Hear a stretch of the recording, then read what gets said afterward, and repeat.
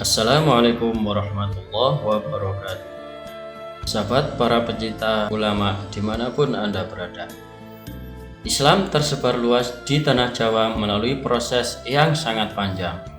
Syekh Subakir adalah satu ulama yang menyebarkan Islam di tanah Jawa pada periode awal Wali Songo. Syekh Subakir didatangkan khusus ke tanah Jawa untuk menaklukkan Jawa dari penguasa terdahulu.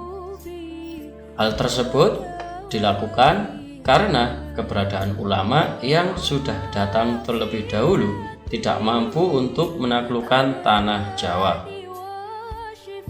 Pada masa Kesultanan Turki Utsmani, saat itu dipimpin oleh Sultan Muhammad I, mendapat petunjuk untuk menyebarkan agama Islam di tanah Jawa. Sultan mendapat petunjuk melalui mimpi agar menyebarkan Islam di tanah Jawa. Kemudian Sultan mengumpulkan ulama-ulama dengan syarat harus berjumlah 9 orang.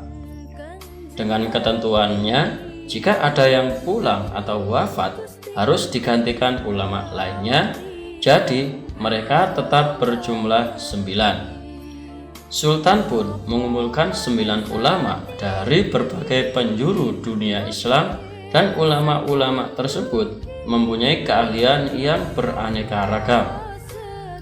Ada yang ahli tata negara, pengobatan, tumbal atau peruqyah, dan keahlian lainnya. Singkat cerita, 9 ulama itu pun dikirim ke Jawa untuk mensyiarkan agama Islam. Namun keberhasilan masih rendah, dibuktikan dengan tersebarnya Islam masih dalam lingkup yang kecil. Akhirnya Sultan mencari cara bagaimana agar Islam dapat disebarkan secara luas di tanah Jawa.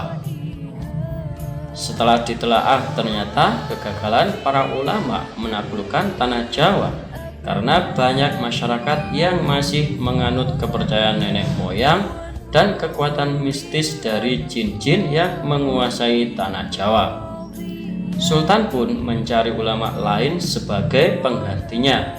Lalu ditunjukkan Syekh Subakir untuk melanjutkan misi penyebaran agama Islam di tanah Jawa.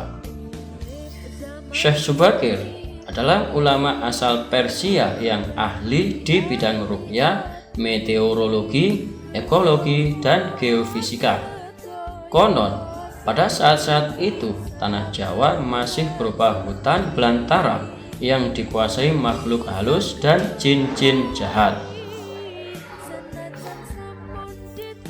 Konon, pada saat itu tanah Jawa masih berupa hutan belantara yang dikuasai makhluk halus dan jin-jin jahat. Jadi, Syekh Subakir mengetahui penyebab kegagalan ulama terdahulu karena gangguan jin-jin jahat tersebut. Lantas, Syekh Subakir pun membawa batu hitam dari Arab yang sudah dirajah, Rajah Aji Kolo. Batu tersebut ditanam di puncak Tidar Magelang. Batu ini berfungsi untuk meruqyah tanah Jawa. Efeknya, tanah Jawa menjadi gelap gulita, angin puting beliung, serta petir, yang mengakibatkan siluman-siluman seperti jin-jin pun ketakutan dan kabur. Ada yang ke laut, alas Purwo, dan Gunung Merapi. Sabdo Palon sebagai penguasa tanah Jawa pun terusik dengan kedatangan Syekh Subakir. Keduanya pun adu kekuatan selama 40 hari. Akhirnya Sabdo Palon pun kalah, lalu membuat kesepakatan dengan Syekh Subakir. Syekh Subakir diizinkan menyebarkan agama Islam di tanah Jawa dengan syarat masyarakat tidak diperbolehkan meninggalkan adat budaya yang sudah ada. Kemudian agama Islam pun berkembang pesat di tanah Jawa atas karomah Syekh Subakir. Demikian karomah Syekh Subakir. Semoga kita dapat mengambil hikmah dan pelajaran di dalamnya. Assalamualaikum warahmatullahi wabarakatuh.